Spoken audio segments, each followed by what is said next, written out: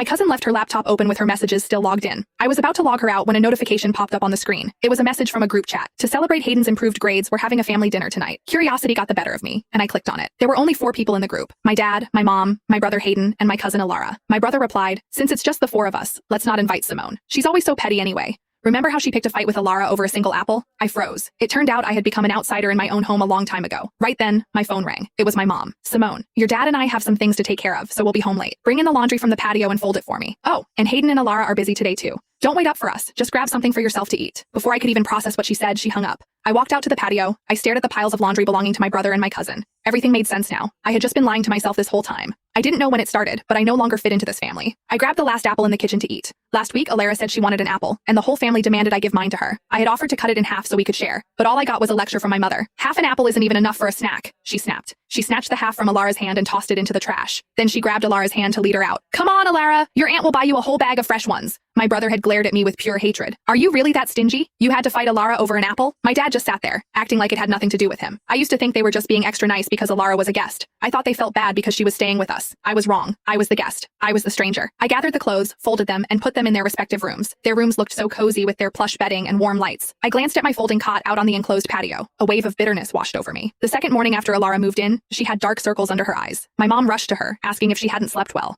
Alara sighed and said she wasn't used to sharing a room with anyone. So, I was asked to move my bed to the patio. My aunt had just passed away, and I felt sorry for Alara's loss. I didn't want to make things hard for my mom, so I agreed willingly. But my kindness only made them push me further. Because I was the understanding daughter, I had to give up everything. Because I was mature, Mom only washed Alara and Hayden's clothes while I did my own. I was the one doing all the chores while they just enjoyed themselves. Before she came, they loved me. How did everything change the moment she arrived? I sat on my cot, scrolling through my phone aimlessly. I saw a post on a burner account Alara used. It was a photo of my parents, Hayden and Alara, all laughing together. They looked like the perfect family. The caption read, "It took a while, but I finally have a mom again. Thank you to my aunt's family for giving me a second home." People were commenting below. "Congrats! Your aunt's family is literally a godsend. So happy for you, babe. You deserve this happiness." I hit the like button on that post. Then I left a comment. "I hope your family stays happy forever." A few minutes later, the post was deleted. She probably forgot that she had used my phone to follow her burner account once. Seconds later, she called me. "Simone, don't take that post seriously. I was just posting for fun." I actually laughed. Her ability to be two-faced was truly impressive. In front of my parents, she acted like the perfect sweet girl. Behind their backs, she used her seniority to bully me. I had sucked it up for months. Whenever she successfully stole something from me, my family called me petty. I tried to explain myself, but I only received their scorn. Seeing that I wasn't replying, she started faking a sob over the phone. "Simone, you're mad, aren't you? I'm so sorry, it's all my fault. I just wanted to feel loved." She broke into a full-blown crying fit. Before I could say a word, my brother Hayden snatched the phone. "Simone, that's enough. It's just a post. Why are you always so small-minded? You made Alara cry. Apologize to her right now." My heart sank. I hadn't even said anything, yet I was the one who needed to apologize.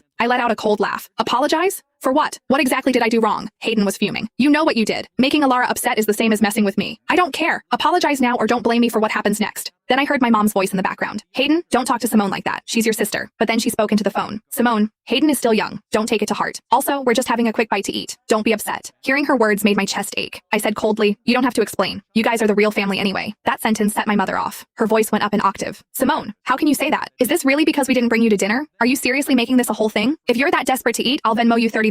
Go buy whatever you want." A notification popped up immediately. She had sent the money. "There, I sent it. Now drop it." She hung up the phone. I stared at the screen and smirked. If this was what family felt like, I didn't want it anymore. I dialed my best friend, Roxy. "That project you mentioned, is there still a spot for me?" Roxy answered instantly. "Of course. Simone, finally. I've been waiting for you to join my team. When can you get here?" "I'll book your flight right now." I didn't hesitate. "Tomorrow, as early as possible." After I hung up, I felt strangely calm. Roxy had invited me multiple times, but I always refused because I didn't want to be far from home. My dream used to be staying close to my family, but now, I was done with that dream. They didn't get home until late that night. The smell of alcohol hit me the moment they walked in. I was in the middle of packing my things. When they saw what I was doing, my parents' faces shifted instantly. Mom rushed over and snatched a pile of clothes from my hand, throwing them on the floor. "Simone, what are you doing? Are you trying to run away from home? I already sent you money. Why are you still throwing a tantrum?" I silently picked up the clothes and looked her in the eye. "A tantrum? Is that what you think this is?" I saw the group chat. "Did you ever even consider me part of this family?" My mom's face went pale. "Simone, let me explain." I laughed. "Don't bother. I don't want this home anymore." My dad finally spoke up, but his words were full of blame. "It's just a group chat. What does that prove?" "Simone, you're just too sensitive." "Sensitive? Fine. Let them think what they want. They were always going to make me the villain anyway." I ignored them and kept packing. Alara stepped forward, crying. "Simone, did you see my messages? I'm so sorry. This is all my fault. If I hadn't moved in, things wouldn't be this messy." She reached out to grab my arm. "Simone, please don't be mad at the family. If someone has to leave, it should be me. You're the one who belongs here." I shoved her arm away. "Stop acting. I'm not falling for your fake sympathy anymore." I didn't use much force, but Alara stumbled back toward the corner of the table. Hayden caught her just in time. He pulled her behind him and shoved me hard. I wasn't prepared for it. I slammed into the floor. My knee hit the ground with a sickening thud. The pain brought tears to my eyes. He didn't look sorry at all. In fact, he He looked satisfied. That's what you get for putting your hands on Alara. Maybe you'll think twice next time. I saw a flash of concern on my mom's face. She started to move toward me, but Alara's sobbing stopped her. Auntie, maybe I should just leave. I'm only causing trouble. My mom immediately turned her back on me and pulled Alara into a hug. Oh honey, don't say that. I would never let you leave. You only have us now. Then she turned to me, her eyes filled with disappointment. Simone, you've gone too far this time. I am so disappointed in you. Disappointed? A tragic smile touched my lips. She wanted me to yield to Alara every time, and I did. She wanted me to be the mature one, and I was. What exactly was she disappointed in? That I finally stopped letting Alara play me like a fool? Or that I discovered their secret and refused to play along? Mom, I'm a human being. I have dignity too. My dad tried to play the peacemaker. Simone, your mother is really upset. Just apologize to Alara and we'll put this behind us. Always with the apologies. Every single time, I was the one who had to say sorry. Not this time. I looked them in the eye and said firmly, I will not apologize. I didn't expect Hayden to lose it. He kicked me while I was still on the ground. We'll see how long that attitude lasts. I tasted copper in my mouth. I spat out a bit of blood, but Hayden didn't stop. He kept shouting, Simone, don't you try any tricks with me. I'm telling you, if you don't say sorry to Alara, I'll keep going until you do. He raised his foot again. My dad grabbed his arm. Hayden, stop. She's your sister. Hayden snapped back. She's not my sister. She's a petty brat. I don't want a sister like her. Alara is my only sister. My mom chimed in then, her voice cold. Simone, don't blame us for choosing Alara. Look at yourself.